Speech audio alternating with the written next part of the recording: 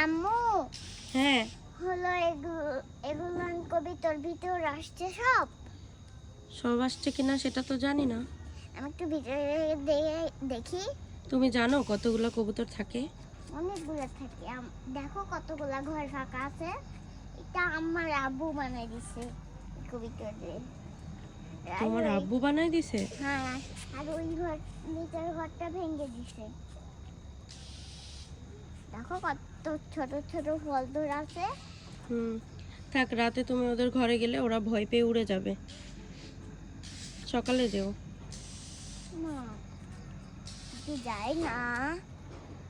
না আম্মু, জেদ করতে হয় না। দেখো না, সবাই ঘরে ঢুকে আছে, তুমি গেলে ভয় পেয়ে সবাই উড়ে যাবে।